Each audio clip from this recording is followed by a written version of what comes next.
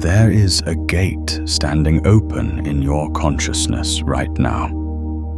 Not metaphorically, not as a poetic suggestion. Actually, literally, with the precision of a quantum state that has been building toward this exact moment of collapse. There is a threshold in front of you, and something in you already knows it. Something in you felt it before you even pressed play. The restlessness you've been carrying, the sense that something is about to shift, the feeling that you're standing between two versions of your life, and neither one feels quite solid beneath your feet. That is not anxiety. That is not confusion. That is the gate. And it opened the moment you were ready to see what it is. What you're about to understand, not intellectually, not as a concept to add to your collection of interesting ideas, but in the cellular, irreversible way that changes how you move through the world, is that energy is not a metaphor. It is not a spiritual shorthand for something vague and unmeasurable. Energy is the actual language of creation. It is the precise mechanism through which reality assembles itself. It is the living code that the universe reads before it decides what to build. And once you genuinely understand that, once you cross from knowing it as an idea to knowing it as a fact of how existence works, something happens that cannot be undone. You stop moving toward your desires. They start moving toward you. That shift is not gradual. It is not the result of years of practice, or the accumulation of better habits, or the slow erosion of old patterns. It is a threshold crossing. It happens at a specific moment. It happens when your understanding reaches a precise frequency. When what you know about how reality works finally matches what you're living. And in that moment, the quantum state collapses. The superposition ends. You are no longer both the person who understands this and the person who doesn't. You are only one thing. And that one thing is someone who has crossed through the gate. You are standing at that gate right now. The question is not whether you're ready. The question is whether you'll step through when it opens. And it is open. Right now, it has been open since the moment this transmission found you. Let's begin. There is a silence that exists before creation. Not emptiness. Silence is never emptiness. Silence is the state of maximum potential, the quantum field before observation, the moment before the wave function collapses into a single defined reality. Every tradition that has ever tried to describe the origin of existence has pointed at this silence. The void before the word, the stillness before the breath, the darkness before the light. And every tradition, without exception, has said the same thing about what breaks that silence. Energy, not sound, not thought, not will in the way we usually think of will.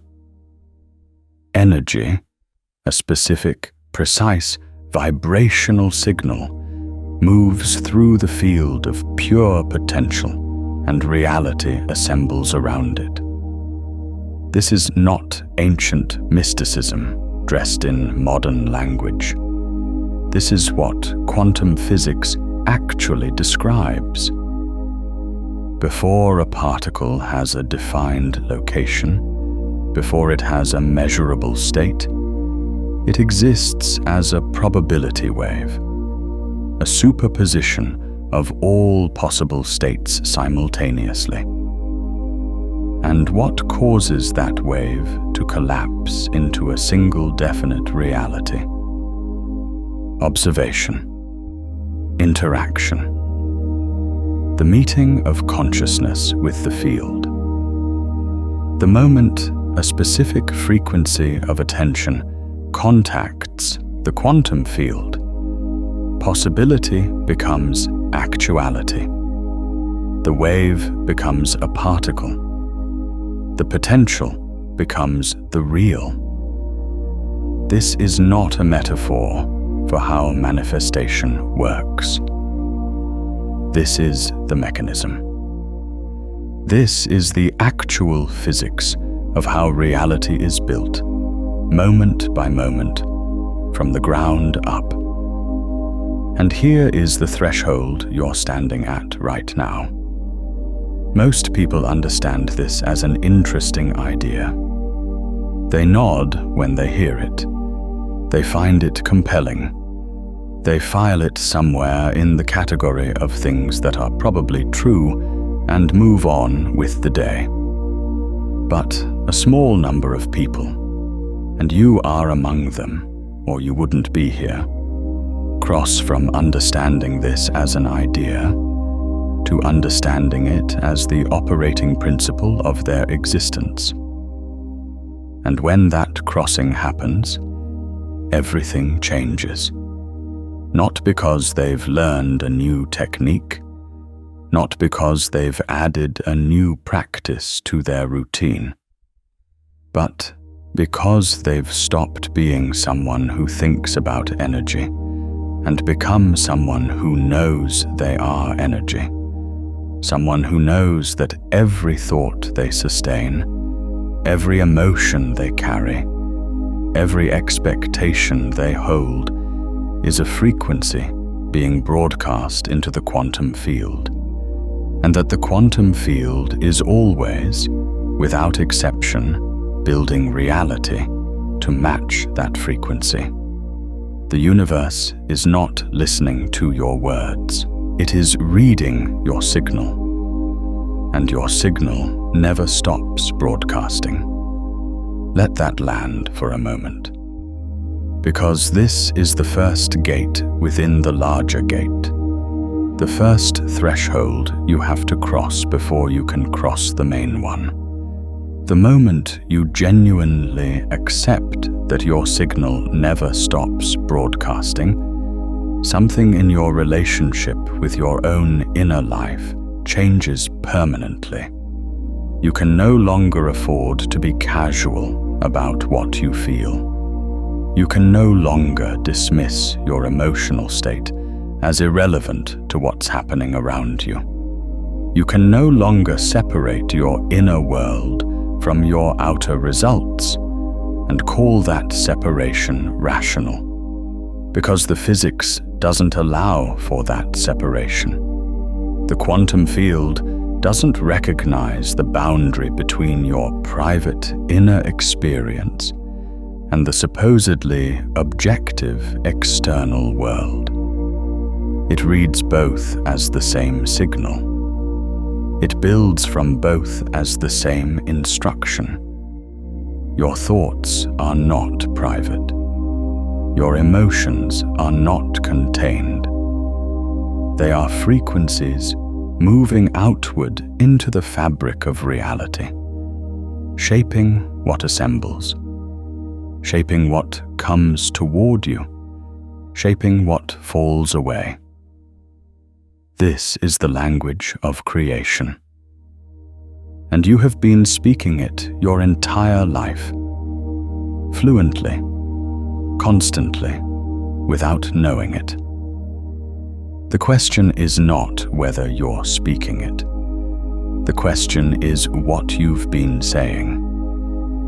Now we need to talk about what energy actually is, because the word gets used so loosely that it has almost lost its precision. And precision is exactly what we need here.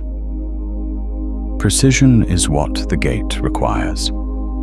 You cannot cross a threshold you haven't clearly seen, and you cannot clearly see this threshold if the concept of energy remains fuzzy and approximate in your understanding. In physics, energy is the capacity to do work. It is the potential for change. It is what moves through a system and causes that system to shift from one state to another. You cannot create it, and you cannot destroy it. You can only transform it, direct it, move it from one form into another. Heat becomes motion.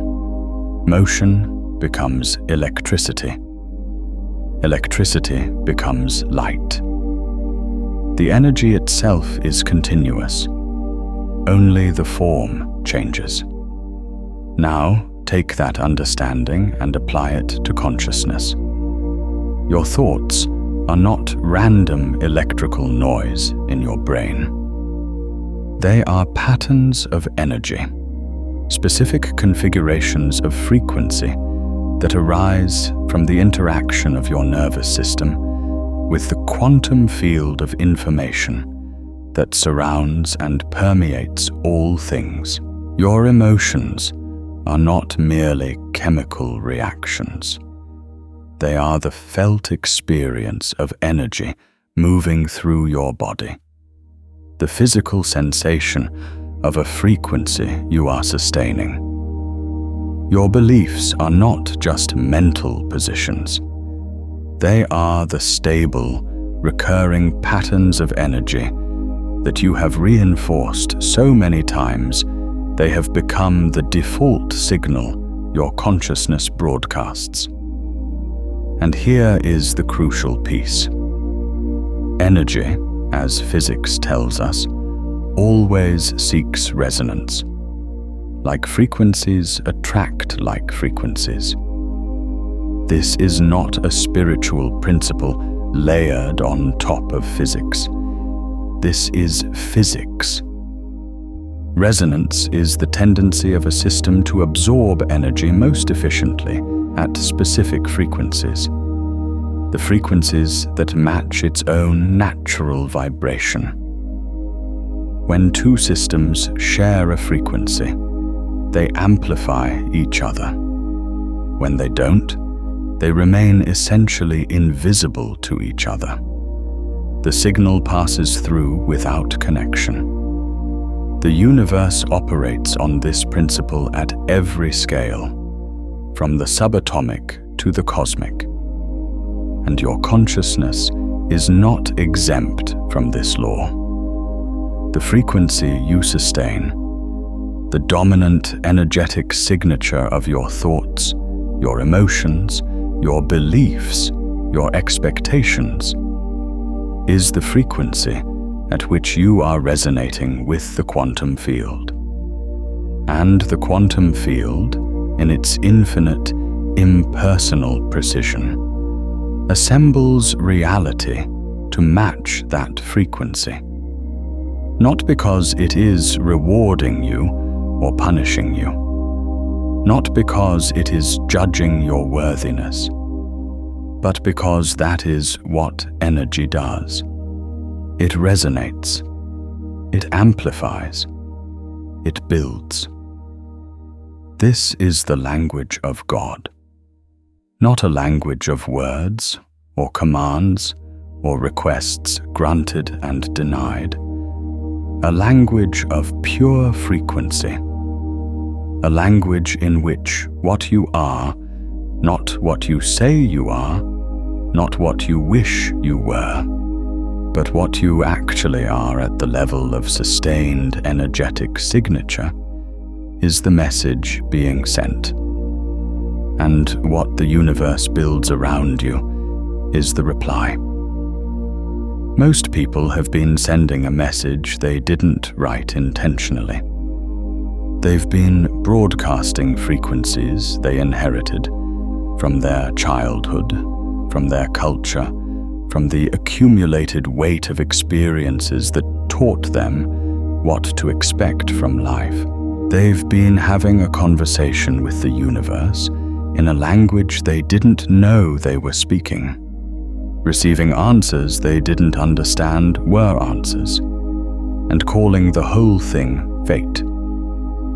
But fate is just the word we use for the patterns we haven't yet recognized as our own signal.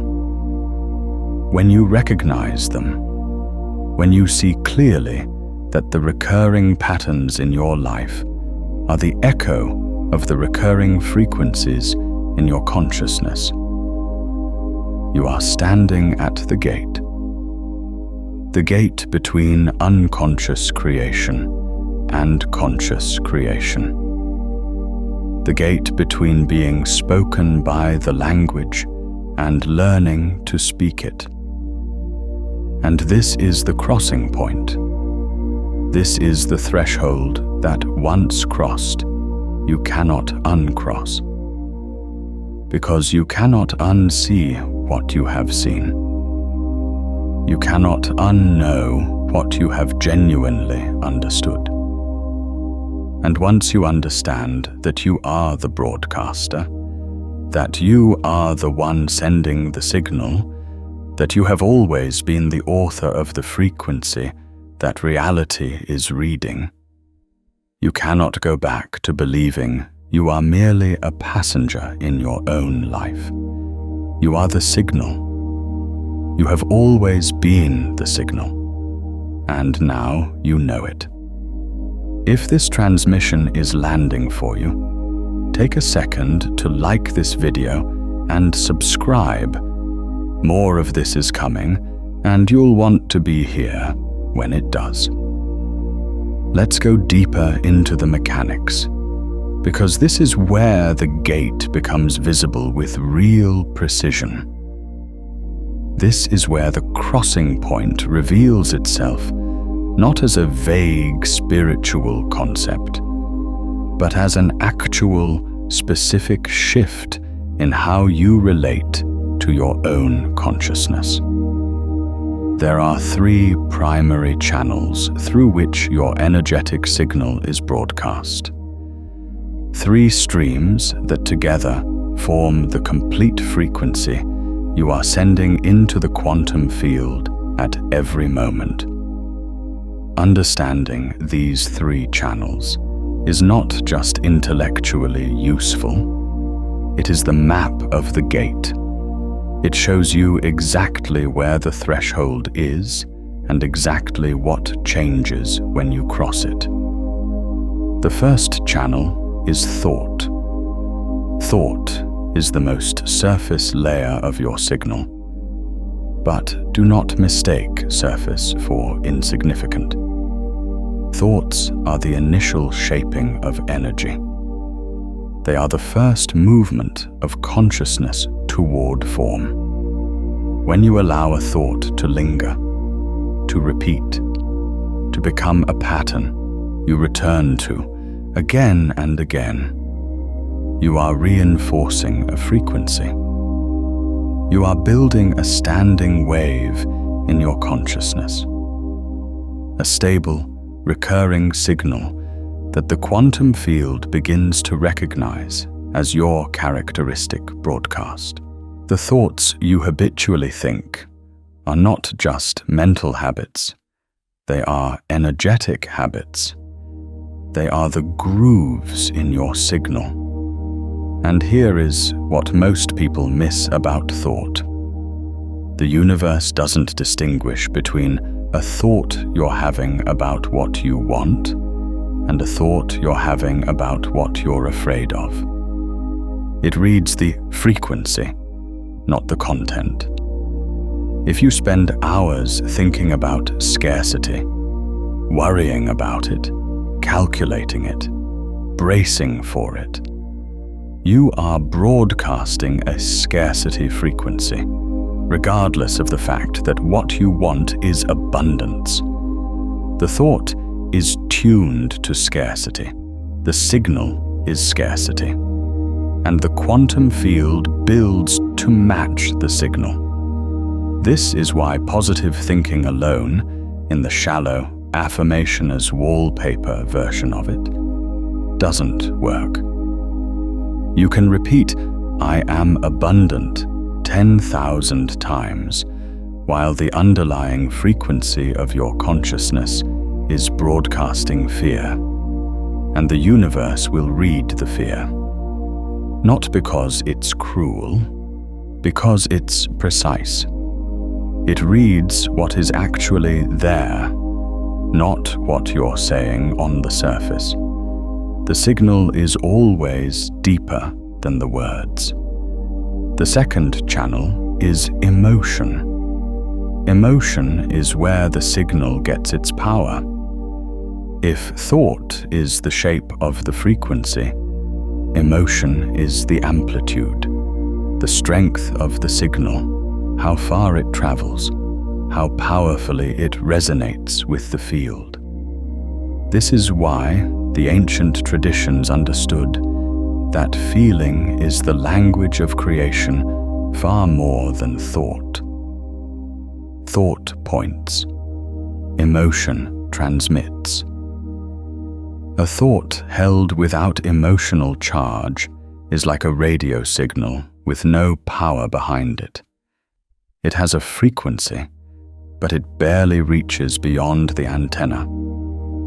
An emotion-charged thought, a belief that you feel in your body, a desire that you carry, not just in your mind, but in your chest, your gut, your nervous system.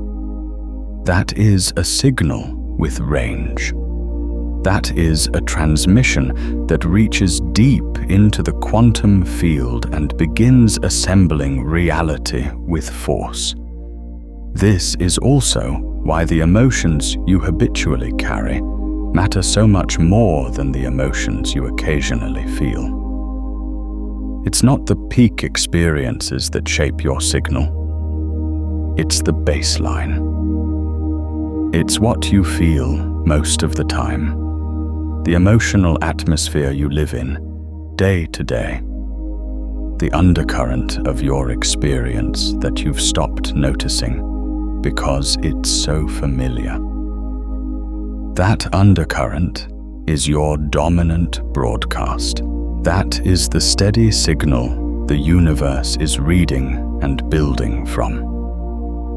And here is the threshold within the threshold.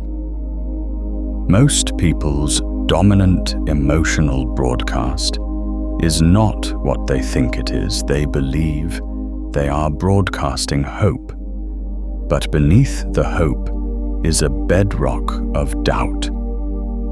They believe they are broadcasting desire, but beneath the desire is a deep current of unworthiness.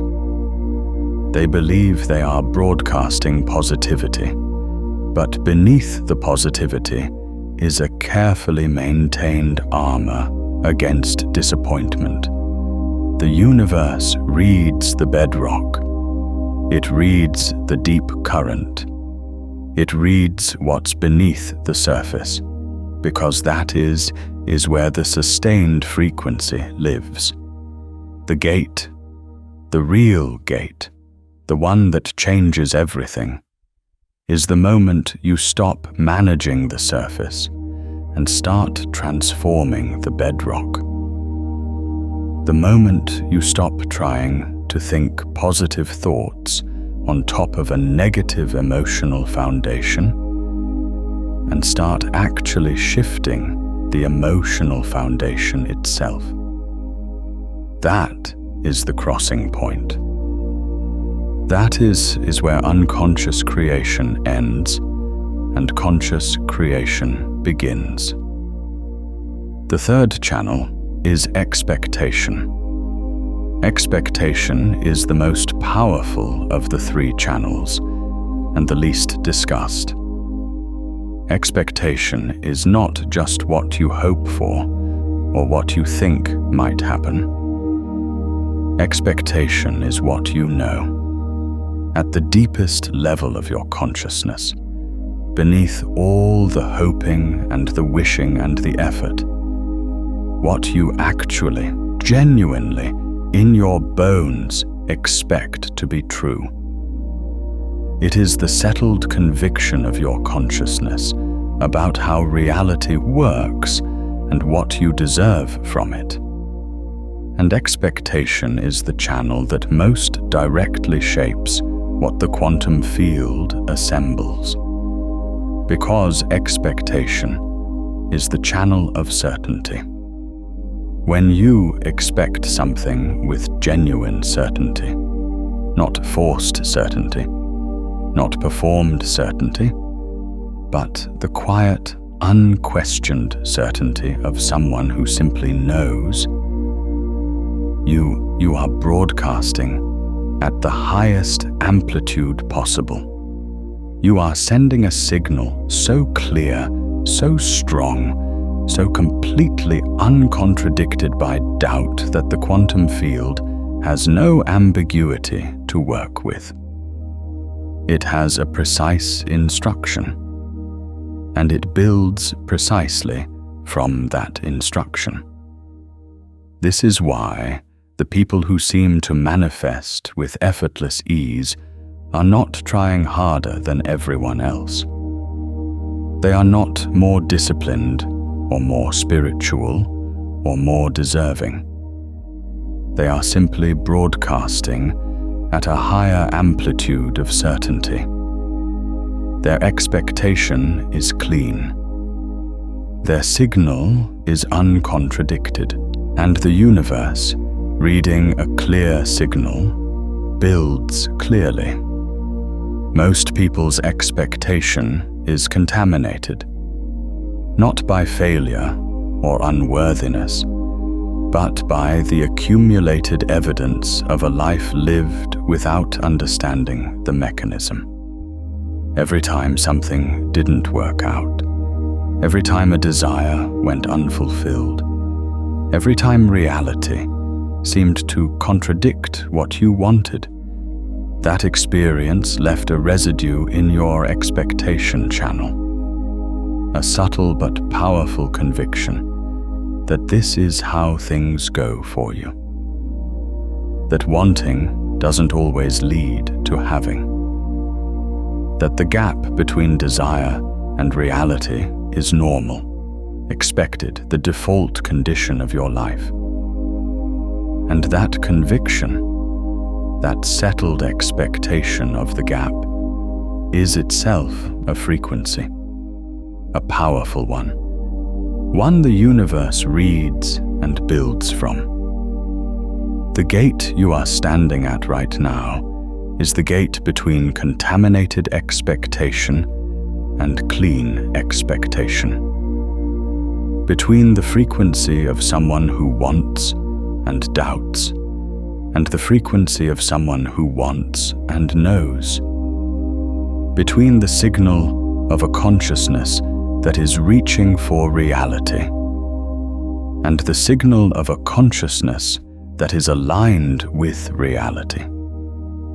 That alignment, that precise, resonant match between what you are and what you are calling toward you, is what changes everything. That is the crossing point. Now I want to tell you about two people. Their names are Elara and Marcus, and their stories are not separate stories. They are two sides of the same gate. Elara was a woman of extraordinary intelligence and deep, genuine desire. She wanted, with everything she had, to build something meaningful, a life that mattered, work that reached people, connections that were real. She thought about these things constantly. She read everything she could find about how to create them. She worked hard, harder than most people around her, with a dedication that was obvious to everyone who knew her. And yet, year after year, the life she was building felt like it was being built on sand. Opportunities would appear and then dissolve. Connections would form and then fray. The meaningful work would gain traction and then stall. She kept moving forward, but the distance between where she was and where she wanted to be never seemed to close. What Elara didn't know, what she couldn't see from where she was standing, was that beneath all her effort, beneath all her desire and her intelligence and her hard work, there was a signal, a steady, quiet, powerful signal that she had been broadcasting since childhood. The signal said, "I have to earn this. I have to prove this. I have to fight for every inch of ground because nothing comes easily to me. And if I stop pushing, it will all fall apart." That signal was not a thought she was consciously thinking. It was the emotional bedrock of her consciousness. It was the frequency that her nervous system had learned to live in, the default state she returned to every time the surface noise settled down. And the universe, reading that signal with perfect precision, was giving her exactly what the signal described. A life in which she had to earn everything. A life in which nothing came easily. A life in which the moment she stopped pushing, things fell apart. She was not being punished. She was not unlucky. She was broadcasting a frequency and receiving a precise, impersonal, accurate echo of that frequency back from reality. The universe was not cruel. It was exact. The crossing point for Elara came on an ordinary morning. She was sitting in the early quiet before her day began, and something in her, something she hadn't planned and couldn't have forced, shifted. She stopped thinking about what she wanted and started feeling what it would be like to already have it. Not as a visualization exercise, not as a technique, but as a genuine, momentary experience of the frequency of arrival, of already being there, of the ease and the fullness and the rightness of a life that was already what she was reaching for. She stayed in that feeling for a few minutes, and something in her recognized it, not as a fantasy, as a homecoming, as the frequency she had always been meant to live in. That morning was the gate.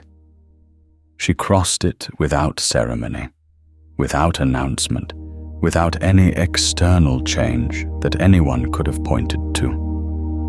But something in her signal changed. The bedrock shifted. The baseline frequency of her consciousness moved from "I have to earn this" to "this is already mine." And reality, the quantum field reading the new signal with the same perfect precision it had always read the old one, began to build differently around her. Not immediately, not magically, not without any further action on her part, but differently.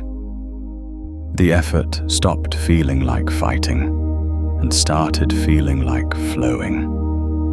The opportunities stopped dissolving and started holding. The connections stopped fraying and started deepening. The distance between where she was and where she was going started closing.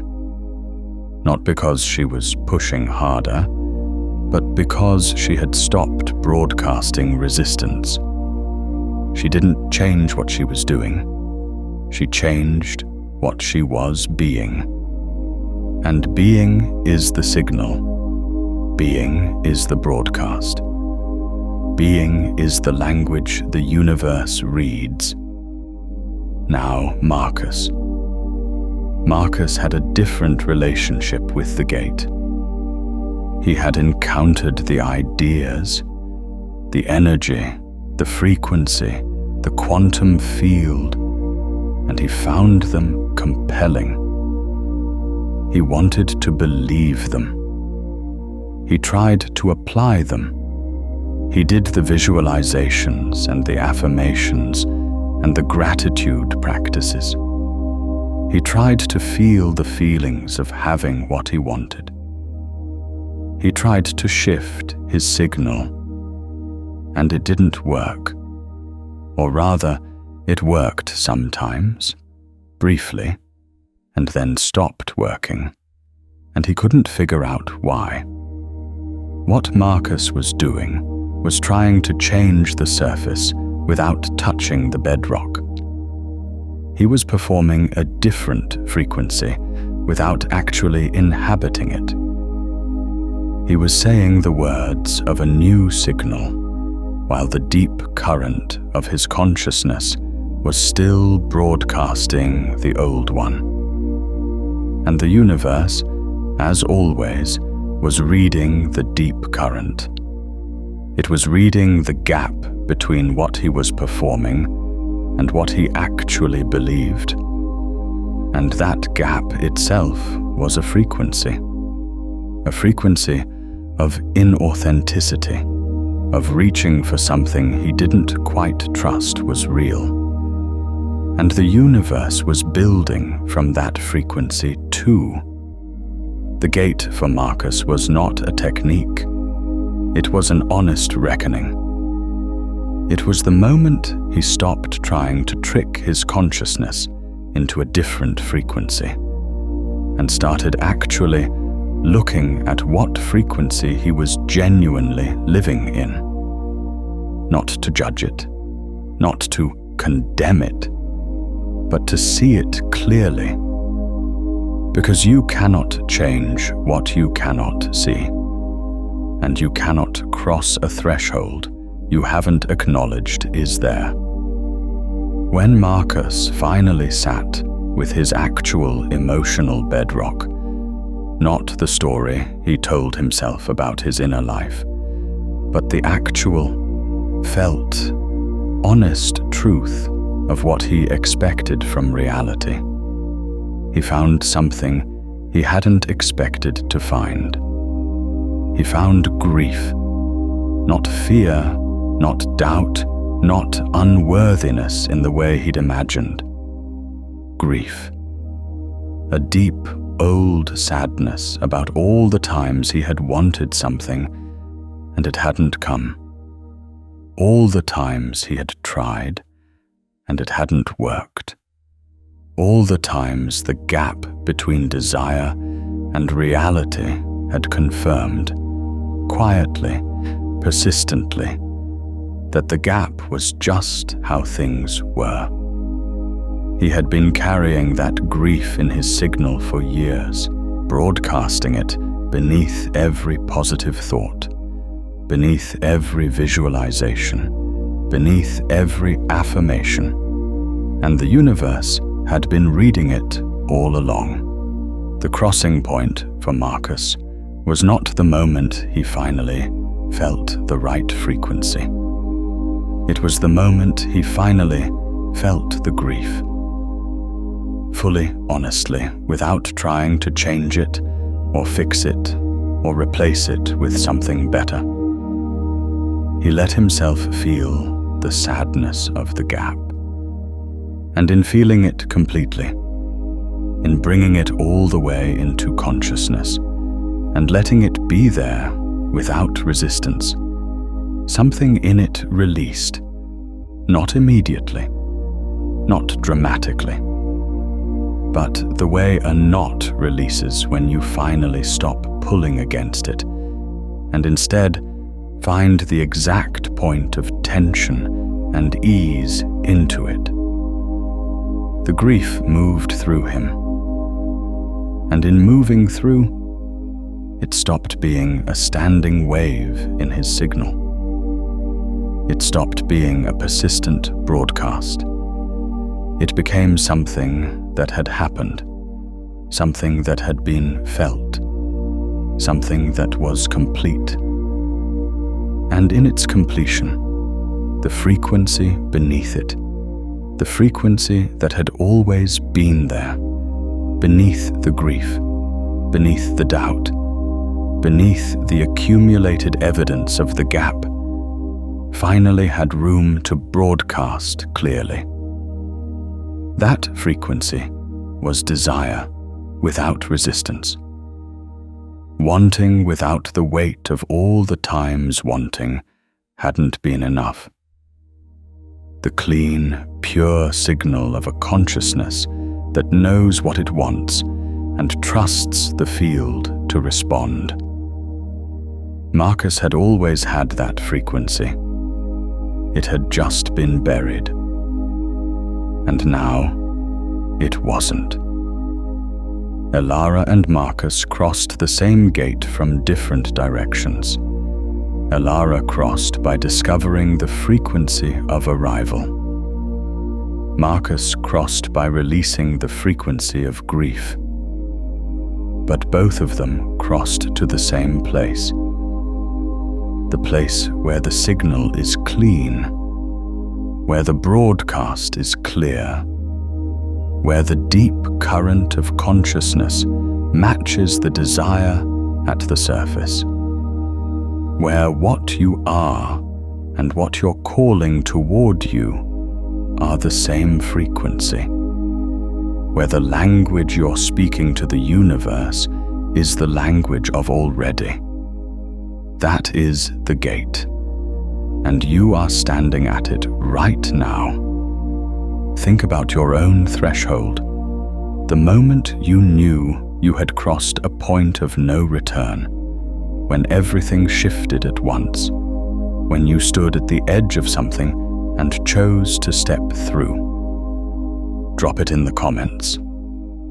I read every single one, and your crossing point may be the exact words someone else needs to see.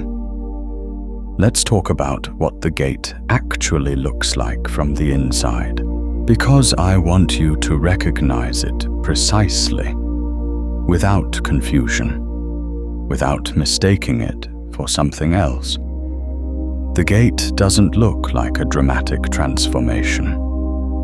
It doesn't look like a sudden rush of clarity, or a lightning bolt of insight, or a moment of blinding revelation. Those things can happen. Sometimes the crossing is sharp and unmistakable, but more often, the gate looks like a quiet shift in what feels natural. A moment where something that used to feel like effort suddenly feels like ease. A moment where a belief you've been holding starts to feel less like a conviction and more like a costume, something you've been wearing that isn't actually you. A moment where the distance between who you've been and who you're becoming suddenly feels crossable rather than infinite. The gate can look like a conversation that breaks something open. A piece of music that reaches into a place you'd forgotten existed. A morning of stillness where the usual noise doesn't start. And in the quiet, you feel something underneath your ordinary experience that is more real than anything the noise was covering. The gate can look like this, like a transmission you found at exactly the right moment, arriving with exactly the right words, pointing at exactly the threshold you've been circling without knowing it. The gate is not always loud, but it is always precise. It always appears at the exact moment your frequency has reached the point where crossing is possible. Not before. The gate doesn't open before you're ready, because the gate is not external to you. The gate is the threshold within your own consciousness, and it appears when your consciousness has built enough of the new frequency to sustain the crossing. When the resonance with what's on the other side is strong enough to pull you through. And here is what is on the other side. On the other side of this gate is a relationship with reality that most people never experience. Not because it's rare or reserved for the few, but because most people never cross the threshold that leads to it. On the other side is the lived experience of being a conscious creator rather than an unconscious one. Not in the sense of having magical powers or being exempt from difficulty or loss, but in the sense of knowing deeply, stably, in the bedrock of your consciousness, that your signal shapes your reality. That what you are is what you're broadcasting. That what you broadcast is what the universe builds, and that you have genuine, real, practical agency over what you are at the level of frequency. On the other side of this gate, the relationship with desire changes completely. Desire stops being something you chase and starts being something you call. The difference is not subtle. It is the difference between running toward something and standing still while it moves toward you. When you are chasing, you are in a frequency of lack. You are broadcasting the signal of someone who doesn't have what they want and is trying to close the gap. And the universe, reading that signal, keeps the gap in place. Because the gap is what your signal describes.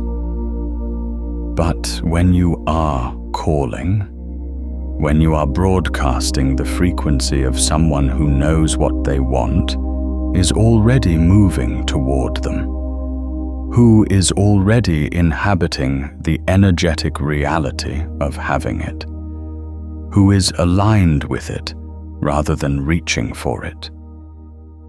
The universe reads that signal and builds accordingly. The desire moves toward you. Not because you've stopped wanting it, but because you've stopped broadcasting the frequency of its absence. On the other side of this gate, the relationship with effort changes. Effort doesn't disappear. Action is still part of creation, still the physical channel through which energy moves into form. But the quality of effort changes completely. Effort that comes from a clean signal feels like flow. It feels like the natural expression of who you are moving in the direction you're already going. It feels like the river moving downhill, not effortless in the sense of requiring no energy, but effortless in the sense of moving with rather than against.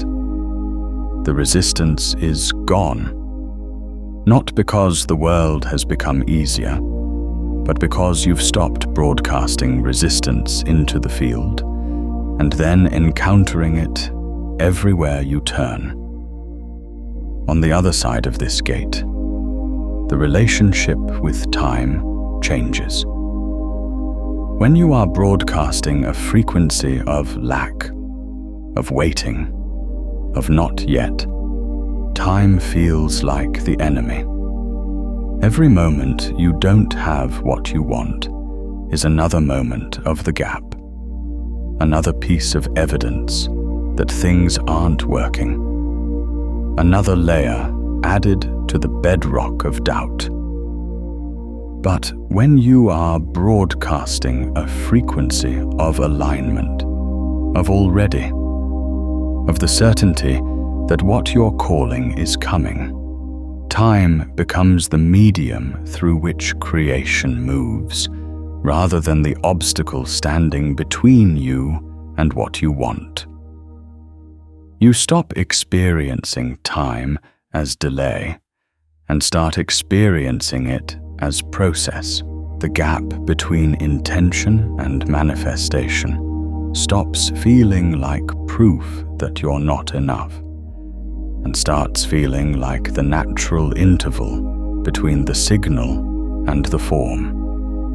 This is what's on the other side of the gate. Not a perfect life, not the end of challenge or difficulty or loss, but a completely different relationship with reality. One in which you know yourself as the broadcaster. You know the universe as the field that reads your signal and builds from it.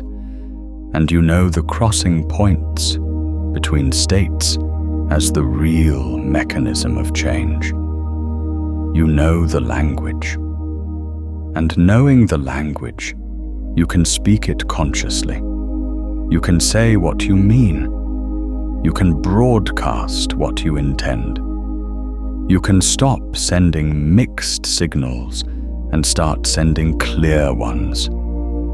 And the universe, which has always been listening, which has never stopped listening, which has been reading your signal with perfect precision since the moment you first began to broadcast. The universe responds to the new signal the same way it has always responded to every signal. Immediately, completely, without judgment. It builds from what is there. Now, I want to give you the practice. The actual threshold crossing. Not a visualization technique in the sense of something you do once and set aside. A recalibration of your signal, a way of deliberately moving from the frequency you've been living in to the frequency of the other side of the gate.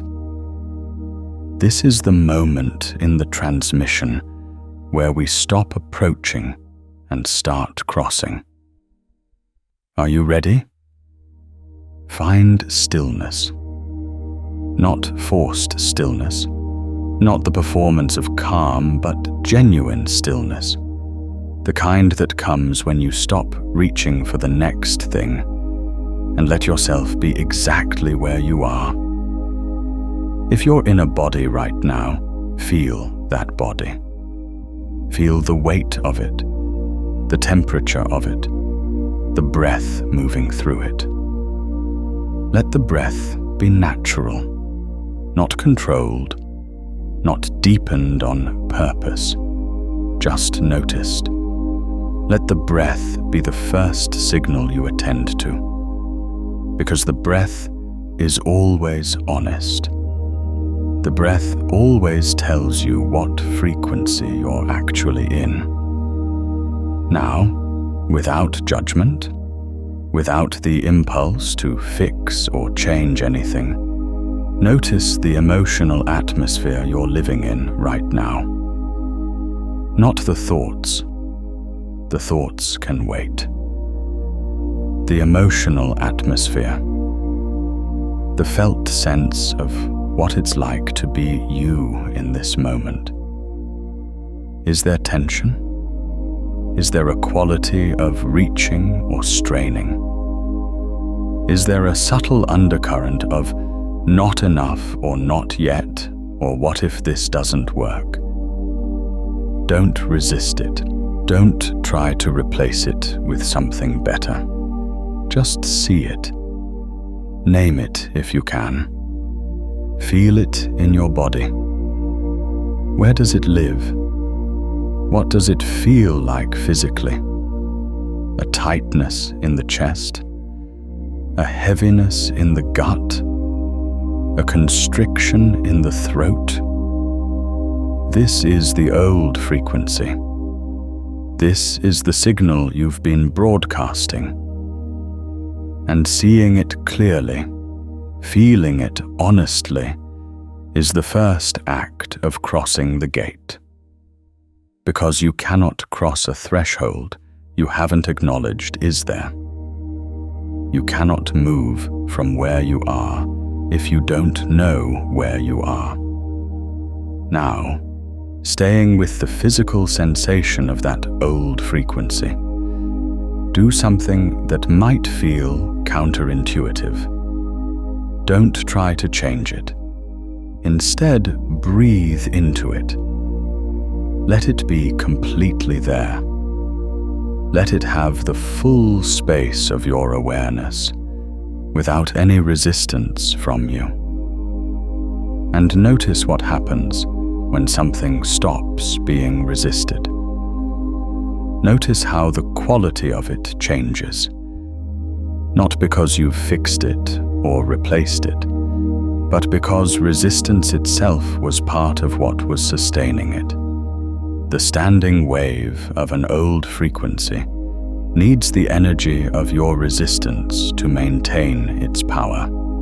When you stop resisting, when you let it be completely there, the energy that was going into resistance becomes available for something else. And now, from that place of complete non-resistance, from that place of having genuinely seen and felt the old frequency without fighting it, let yourself ask a single question. Not a question about what you want or how to get it. A question about frequency. The question is this: what does it feel like to already be there? Not what would it look like? Not what would happen. What does it feel like?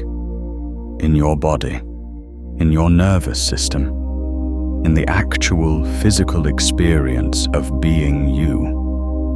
What does it feel like to already be the version of you who has crossed the gate? Who knows the language? Who broadcasts clearly? Who is aligned with what they're calling toward them? Who lives in the frequency of already rather than the frequency of not yet? Don't force an answer. Don't manufacture a feeling. Just ask the question and wait. Because somewhere in your consciousness, beneath the old frequency, beneath the accumulated evidence of the gap, beneath the grief and the doubt and the careful protection against disappointment, there is already a version of you living in that frequency. There is already a signal in you that knows what it feels like to be there. And when you ask the question honestly, without resistance, without agenda, that signal rises. It may be faint at first. It may feel unfamiliar, almost foreign, like a language you used to speak but haven't used in years. But it's there. It has always been there. It is the frequency you were born with, before the world taught you to doubt it. Let it rise. Let it be there, however faint. Don't grab for it. That would be chasing, and chasing broadcasts lack. Just let it be there. Just notice it. Let your attention rest on it the way sunlight rests on something. Not pressing, not demanding, just present. And as your attention rests on it, it grows. Not because you're forcing it to grow, but because attention is itself a form of energy, and energy amplifies what it touches. Your attention is feeding the signal. The signal is growing. The frequency is strengthening. Stay here for as long as it takes. There is no rush. The gate is open. It will remain open as long as you're here. Let the frequency of already fill more and more of your awareness. Let it move from a faint signal in the background to the dominant broadcast. Let it become the thing you're most aware of, not the thought of it, not the concept of it, but the felt, physical, actual frequency of it moving through your body, moving through your consciousness, becoming the signal you're sending into the quantum field right now. This is the crossing. This is what happens at the gate. Not a dramatic leap into the unknown. A shift in frequency. A change in what you're broadcasting. A movement from the signal of not yet to the signal of already. And the universe, which reads your signal with perfect precision, begins immediately to build from the new signal. Not in a week. Not when you've practiced long enough. Now. The field responds to the frequency that is actually there.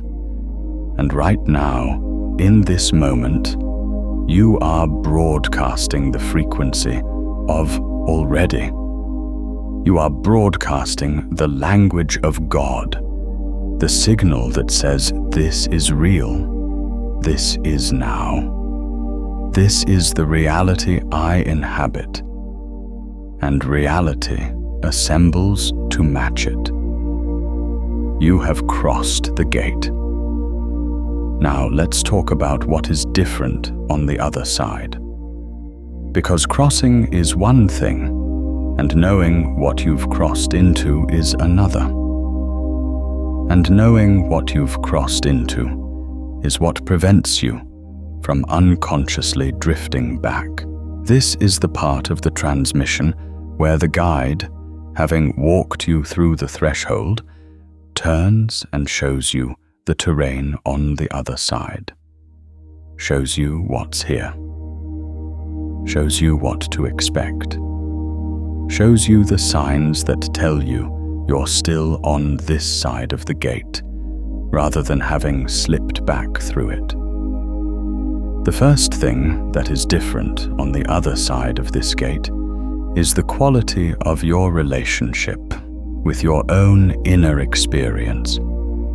Before the crossing, your inner experience was something that happened to you. Your emotions arose, and you responded to them. Your thoughts appeared, and you either believed them or tried to dismiss them. Your beliefs operated in the background, shaping everything, invisible to you precisely because they were so familiar. You were inside the signal without knowing you were the signal. You were speaking the language without knowing you were speaking it. On the other side of the gate, you are no longer inside the signal without knowing it. You are the conscious broadcaster. You know that what you feel is a frequency. You know that what you habitually think is a pattern in your signal. You know that what you expect at the deepest level is the most powerful broadcast you're sending. And knowing this, You have a relationship with your inner experience that is fundamentally different from the one you had before. Not a relationship of control, trying to force your inner experience into a specific shape is still the old pattern, still the frequency of resistance. But a relationship of conscious engagement, of noticing what you're broadcasting and deliberately, gently, consistently returning to the frequency you intend. This is what conscious creation actually looks like. Not the dramatic, effortful version where you white-knuckle your way to positive thinking. The quiet, consistent, gentle version where you notice when you've drifted from your intended frequency and you return. Not with judgment, not with the energy of having failed, just with the same gentle precision with which you'd adjust the tuning dial on a radio. A little to the left, a little to the right, back to the frequency you're looking for. And then you stay there, and then you drift, and then you return. This is the practice of the other side of the gate. Not achieving a perfect frequency and maintaining it forever. Returning, returning, returning. Each return is itself an act of conscious creation. Each return strengthens the signal. Each return makes the frequency more natural, more stable, more the default state of your consciousness. The second thing that is different on the other side is the way you read your external reality. Before the crossing, external reality was the authority. What happened in the world told you what was true. What you could see and measure and verify told you what was real. And your inner experience was always secondary, always the thing that had to adjust to fit the facts of the external world. If the facts said scarcity, you felt scarcity. If the facts said things weren't working, you believed things weren't working. If the facts said the gap was there, you accepted the gap as reality. On the other side of the gate, you understand that external reality is always a lagging indicator. It is always showing you the result of a signal you sent in the past. It is always the echo of a frequency you were broadcasting before, not the frequency you're broadcasting now. Which means that when you look at your current external reality and see things that don't match the frequency you've just crossed into, you are not seeing proof that the crossing didn't work. You are seeing the residue of the old signal. The universe is still completing the construction it started from the old broadcast. The new signal has already been received. The new construction has already begun. But the old construction is still finishing.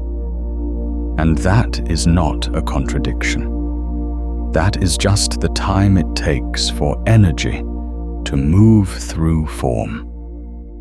This understanding changes everything about how you relate to the gap between where you are and where you're going. The gap is no longer evidence that you're not enough, that the language doesn't work, that the gate was an illusion. The gap is just physics. It is the interval between the signal and the form. It is the time it takes for the quantum field to assemble the new reality from the new frequency. And your job during that interval is not to doubt or to push, or to try to force the form into existence before its time. Your job is to maintain the frequency, to keep broadcasting the signal of already, to keep speaking the language clearly, consistently, without contradiction. Because every moment you maintain the frequency, you are accelerating the assembly. Every moment you drift back into the old signal, you are introducing noise into the broadcast. Maintain the signal. Trust the field. Let the form arrive. The third thing that is different on the other side of this gate is the relationship with other people. Because your signal doesn't just shape your own experience. It shapes every interaction you have, every connection you form, every relationship you're in. The frequency you broadcast is the frequency you're resonating with in others. The signal you send is the signal that determines which people, which opportunities, which circumstances move toward you, and which ones pass through without connection. Before the crossing, most people's relationships were shaped by the frequencies of need and fear and expectation. The need for others to confirm their worth, the fear of abandonment or rejection, the expectation of patterns repeating. These frequencies broadcast powerfully into every interaction, and they attracted powerfully. Not the connections that were genuinely resonant, but the connections that confirmed the frequency. The universe, as always, was precise. It built from the signal. On the other side of the gate, the signal changes. When you are broadcasting from the frequency of wholeness, from the frequency of someone who knows their worth, who trusts the field, who is aligned with what they're calling toward them, the resonance you create in your relationships is fundamentally different. You are no longer broadcasting the signal of someone who needs something from others in order to feel complete.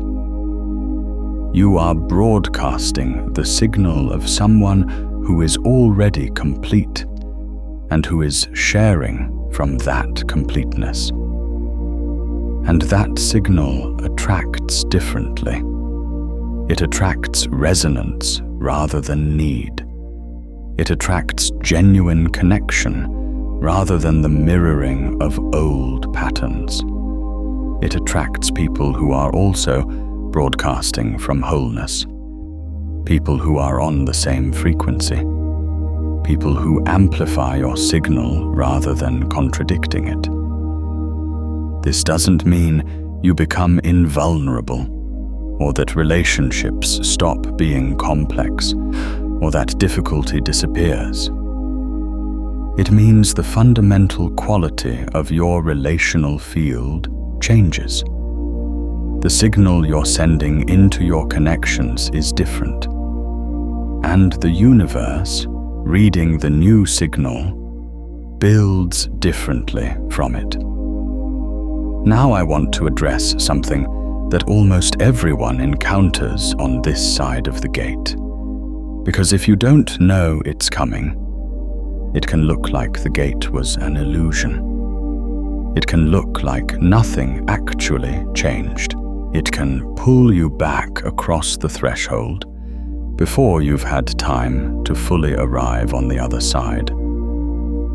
After crossing, there is almost always a period of what I will call the old reality completing itself. A period where the external circumstances of your life continue to reflect the old signal for some time after you've shifted the signal. This is not a failure. This is physics. The forms that were already assembling from the old frequency have momentum. They are already in process. They will complete. And during this period, the most important thing you can do is exactly what feels hardest to do. Maintain the new frequency in the face of old evidence. This is the test that the gate presents to every crossing. Not a test of worthiness. The gate is not testing your worthiness. A test of signal stability. A test of whether the new frequency is genuinely the new bedrock of your consciousness, or whether it's a surface layer that will dissolve the moment the old reality pushes back. If it's genuine, if the crossing was real, if the frequency shift happened at the level of bedrock and not just surface, then the old evidence will not shake it. You will see the old forms completing themselves, and you will know without doubt, without the need for external confirmation, that they are completing, that they are the last echoes of the old signal, that behind them, the new construction is already underway, and you will maintain the frequency. You will keep broadcasting the signal of already. You will trust the field. If the crossing was surface, if you performed the frequency without genuinely inhabiting it, then the old evidence will shake you. The doubt will rise. The old bedrock will reassert itself, and you will find yourself back at the gate. Not as a failure, as an invitation. The gate is patient. It will be there when you're ready to cross it for real. And each time you approach it, you understand it better. Each time you stand at the threshold, you see more clearly what the crossing actually requires. Until one day, and that day may be today, the crossing is real. The frequency is genuine. The bedrock shifts, and you arrive on the other side for good. There is no going back from a genuine crossing.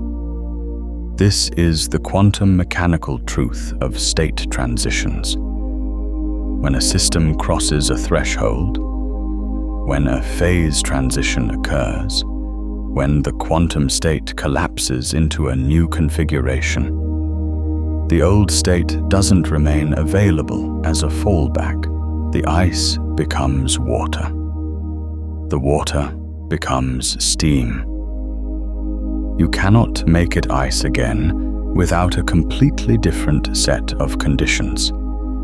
Conditions that are no longer present in the system that has crossed. The crossing is irreversible, and the irreversibility is not a loss. It is the gift. It is the thing that makes the crossing real. You cannot go back to not knowing what you know. You cannot go back to not seeing what you see.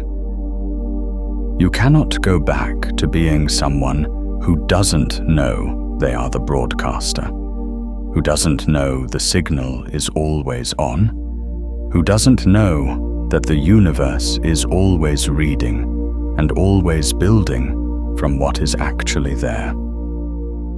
You have crossed. The old state has collapsed. The new state is the only state.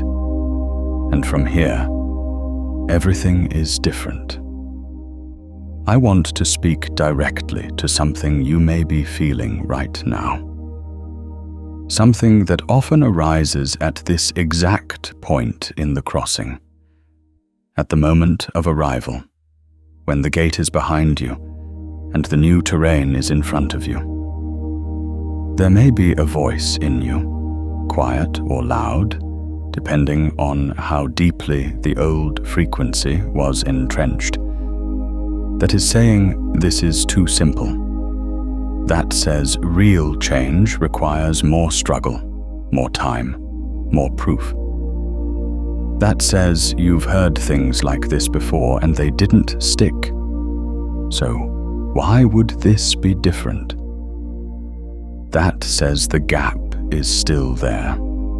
The evidence is still the same. The external world hasn't changed yet, so maybe nothing has actually changed. I want you to hear that voice, not to silence it or dismiss it, but to recognize it for what it is. That voice is the old frequency trying to reassert itself. That voice is the bedrock of the old signal which has been running for a long time and does not simply disappear the moment you cross the gate. It has momentum. It will speak. And your relationship with that voice is one of the most important things on this side of the gate. The relationship is not combat. You do not fight the old frequency. Fighting it gives it energy. Resistance amplifies what is resisted. This is true in physics, and it is true in consciousness. The relationship is acknowledgement and return. You hear the voice. You recognize it as the old signal. You do not argue with it. Do not try to prove it wrong. Do not get pulled into the content of what it's saying. You simply return to the new frequency. You return to the felt sense of already. You return to the signal of the broadcaster who knows the language and speaks it clearly. You return, and you return, and you return. Each return is the gate, smaller now, the threshold between the old signal and the new one, and each crossing of it strengthens the new bedrock. Each crossing makes the new frequency more natural, more automatic, more the thing you return to without effort. This is the practice of the other side, not perfection. Return. There is something I want to say about the community of crossers, the people who are on this side of the gate with you. Because one of the most powerful things that happens when you cross a genuine threshold is that you begin to recognize others who have crossed it. Not because they announce it or perform it, but because you can feel the frequency. You can sense the signal. You can recognize the quality of a consciousness that is broadcasting from alignment rather than from lack, from wholeness rather than from need, from the certainty of already rather than the anxiety of not yet. These people are everywhere. They are in every community, every culture, every corner of human experience, and they find each other. Not because they're looking for each other, but because resonance is magnetic. Like frequencies amplify each other. The signal of one conscious broadcaster strengthens the signal of another. The crossing of one person makes the crossing easier for the next. This is not metaphor. This is how quantum fields work. The more a particular frequency is present in a field, the more easily new elements of that field can adopt that frequency. The crossing point lowers. The gate becomes easier to see, easier to approach, easier to step through. When you cross this gate, when you genuinely shift your signal from unconscious to conscious creation, from the frequency of lack to the frequency of already, from the language of want to the language of no, you are not just changing your own life. You are adding your frequency to the field. You are making the gate more visible for everyone who is approaching it. You are contributing to the collective shift of consciousness that is, right now, at this precise moment in human history, reaching a threshold of its own, a crossing point for the species, a gate between the world that has been built from unconscious signals and the world that could be built from conscious ones. You are part of that crossing. Your signal matters, not just for your own reality, but for the field, not because you are special in a way that others aren't, but because every frequency matters in a quantum field. Every signal contributes to the collective resonance. Every conscious broadcaster makes the next crossing easier. This is why the transmission finds the people it finds. This is why you are here. This is why the gate appeared for you at this moment. You are not just crossing for yourself. And what is someone else standing at their own threshold right now? Leave it in the comments. Describe the gate you're standing at, or the one you've already crossed. Your words carry a frequency too, and someone reading them may find exactly the signal they needed to step through. Now, let's talk about integration. Because crossing a gate is one thing. Living on the other side of it is another. And the integration, the process of making the new frequency genuinely, stably, durably the bedrock of your consciousness, rather than a peak experience that fades, is the work of the days and weeks and months after the crossing. This is not a disappointment. This is the gift. The integration is where the crossing becomes real. It is where the new signal becomes the default. It is where the language of God becomes not just something you understand, but something you speak fluently, naturally, without effort, as the native tongue of your consciousness. Integration looks like this. Every morning, before the noise of the day begins, before the old patterns have a chance to reassert themselves, you return to the frequency. You return to the felt sense of already. You return to the signal of the conscious broadcaster. Not as a technique you're performing, as a homecoming, as the act of remembering who you are and what language you speak. You let that frequency be the first signal of the day. You let it set the tone for the broadcast that follows. You let it be the bedrock from which everything else arises. Integration looks like this.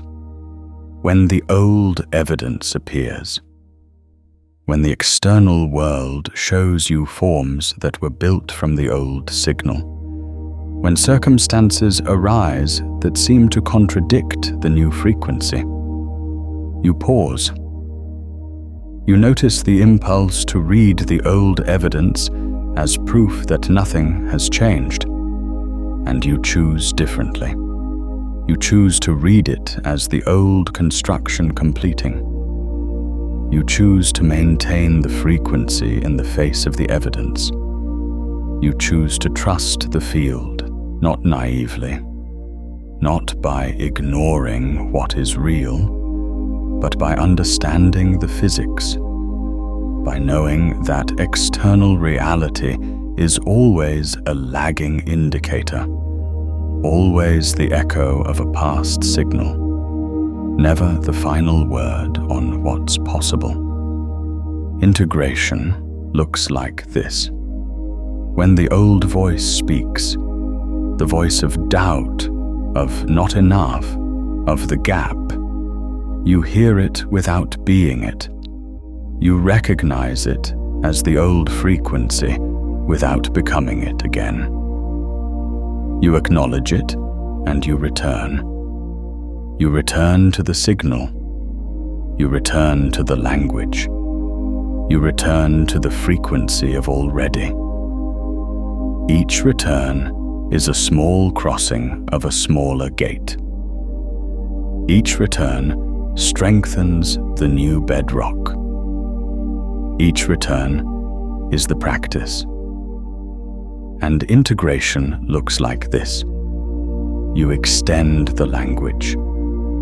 You begin to notice the signal in everything around you. You begin to see the frequencies that others are broadcasting, not to judge them, not to try to fix them, but to understand them, to see the mechanism at work everywhere, to read the language of creation in the patterns of your life and the lives of those around you. You begin to see gates everywhere, the small thresholds that appear every day, the micro crossings between one state and another, the constant invitation to shift frequency, to return to alignment, to speak the language more clearly, and you begin to cross them.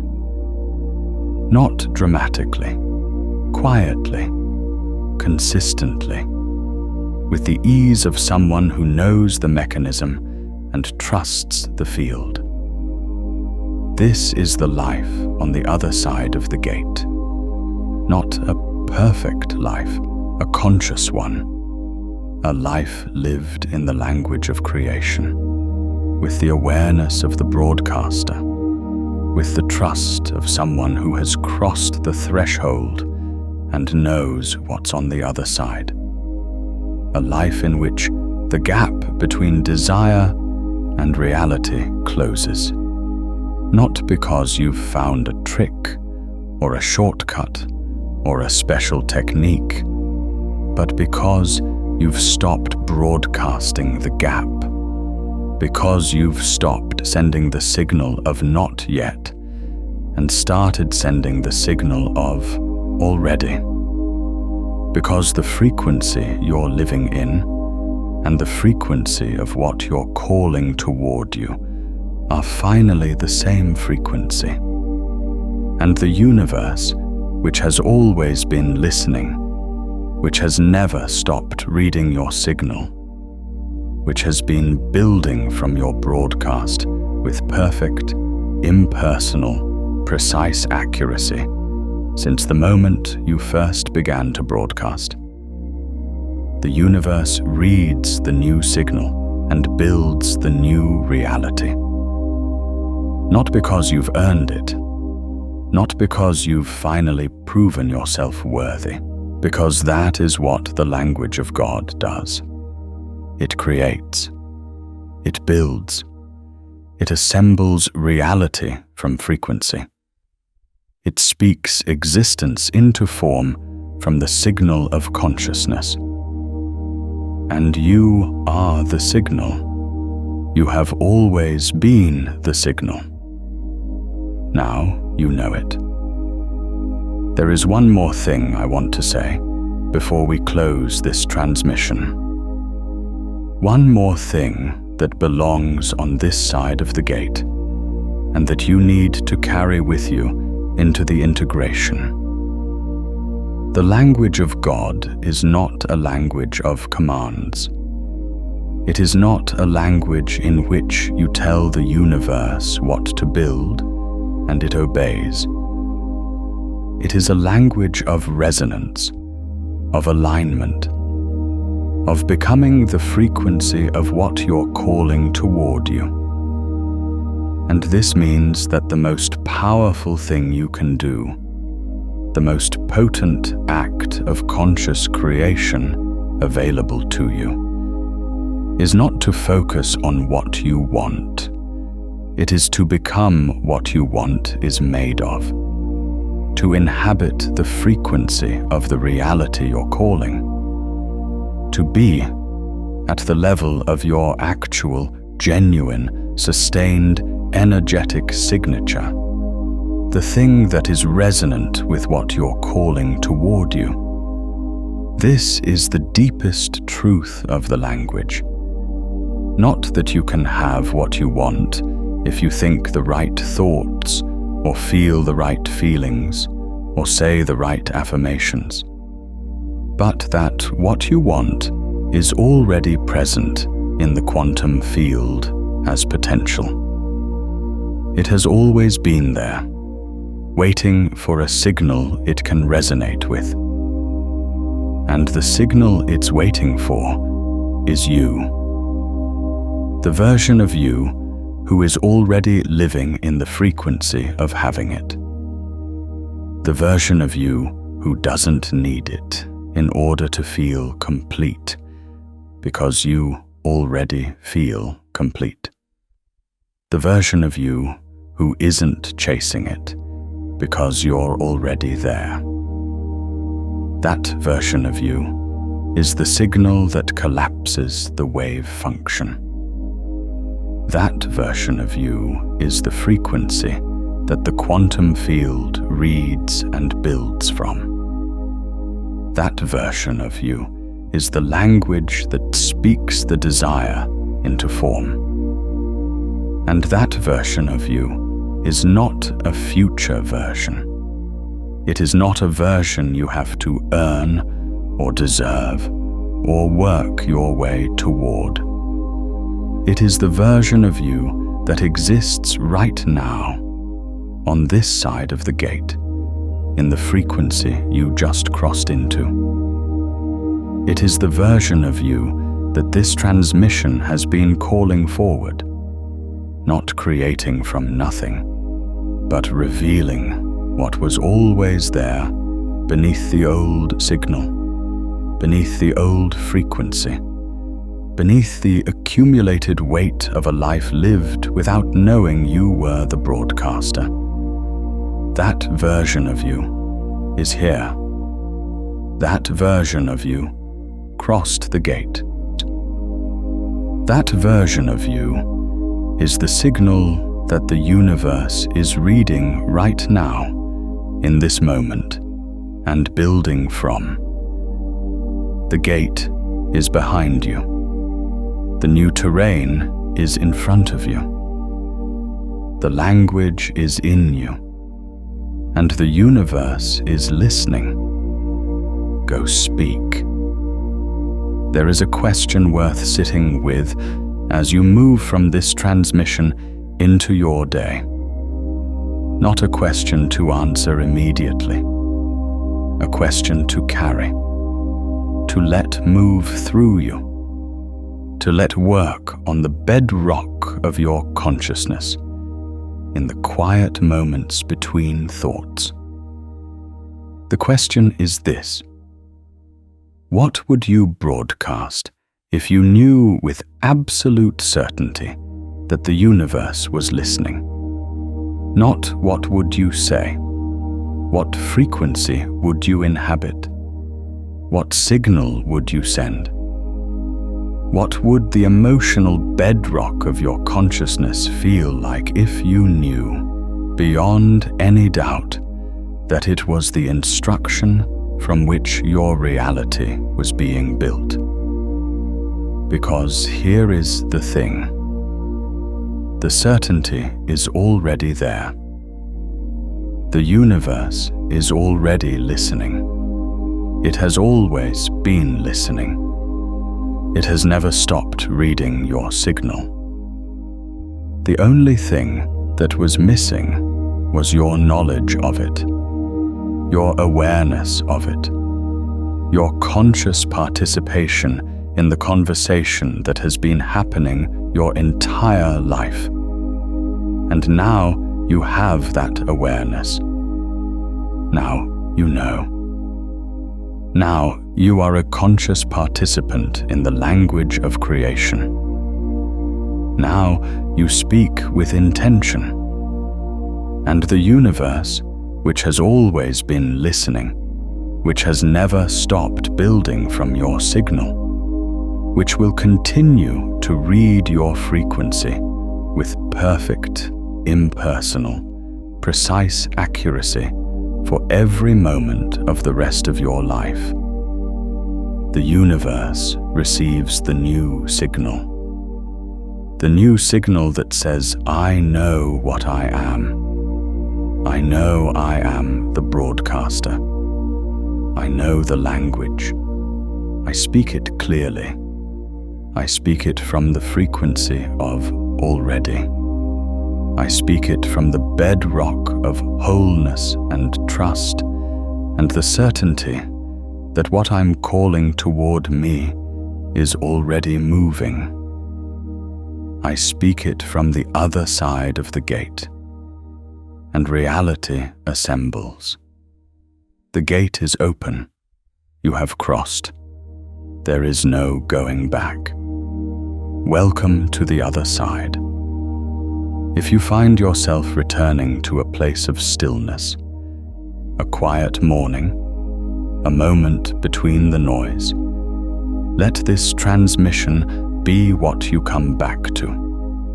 And if someone in your life is standing at their own threshold right now, share this with them. You won't need to explain it. The frequency will reach them the way it reached you. That act of sharing isn't small, it's a bridge. When you send this to someone standing at their own gate, you are adding your signal to theirs, strengthening the field between you, making their crossing easier by the fact that you crossed first. Two frequencies in resonance are always stronger than one. Once you cross this frequency gate, there is no going back, goes even deeper into what happens after the threshold, what the irreversibility actually feels like from the inside, and how to read the signs that the new signal is holding. It's the natural next transmission from here, and it's waiting for you.